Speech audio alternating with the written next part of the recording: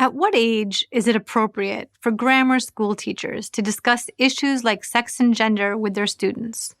Should it be done with kids as young as pre-K, second grade, fifth? Even a decade ago, the most common answer would have been never. These are simply not appropriate subjects for young children. If, for some reason, they did have to be raised, it would be the parents' job, not the teachers. Today, it's much different. Now these are pressing questions and very much on the minds of parents. They're part of what the media calls the culture war. But parents didn't start this war. The war has been waged on us. Until recently, we had no idea it was even happening. Now it's hand-to-hand combat, school boards versus mom and dad. It's not clear who's winning. Starting in September 2022, New Jersey first graders will learn about gender identity under new sex education guidelines. A sample lesson plan reads as follows. You might feel like you're a boy, even if you have body parts as some people might tell you are girl parts. You might feel like you're a girl, even if you have body parts as some people might tell you are boy parts. And you might not feel like you're a boy or a girl, but you're a little bit of both. No matter how you feel, you're perfectly normal. Yes, Junior might be struggling with his fractions, but never fear, he's rock solid on his preferred pronouns.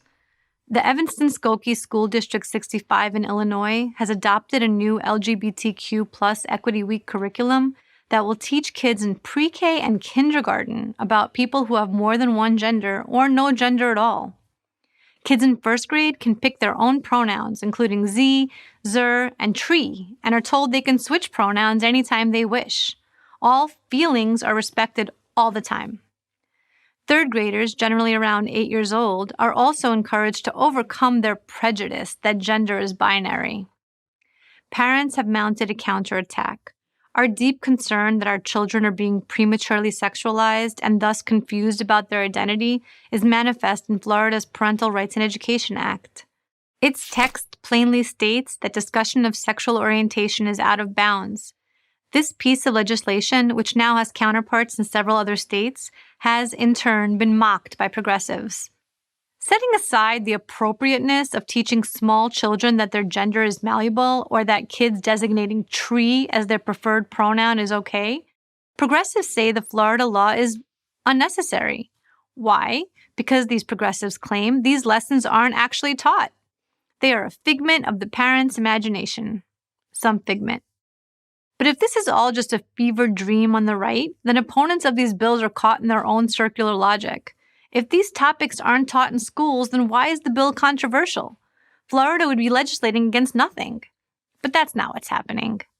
Recently, in the Glendale Unified School District in California, parents confronted their school board after they learned that a third-grade teacher had shown their kids videos for Gay Pride Month that included nudity and discussions of sexual arousal. A decade ago, this teacher would have been chased out of town with pitchforks, metaphorically speaking. Today, it's controversial. The purpose of the Florida law is to stop this sort of education. Activists and their media allies say the Florida bill stigmatizes kids who are not heterosexual or who have gay parents. Never mind that being straight is also a sexual orientation. The point is, any classroom discussion about sex and gender identity should be off the table. It's not surprising parents want to protect their small children from inappropriate lessons that have nothing to do with what school is supposed to be about. You know, quaint notions like reading, writing, and arithmetic. What's surprising is that it's even an issue at all. Why is this madness, and what is it if not madness, even happening? And who's behind it? It's not like there was a crying demand from 7-year-old boys to identify themselves as a girl or as a boy and a girl. These questions are not easy to answer. The sudden eruption of madness is never easily explained, but this much is not in doubt.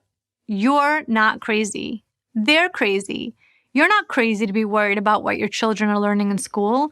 They're crazy for wanting your children to ponder their sexual identity in second grade. You didn't start this culture war, they did, but we have to win it, or we will all suffer the consequences. I say we because I'm one of you. I moved from New York, where I had lived my entire life, to Florida to protect my children.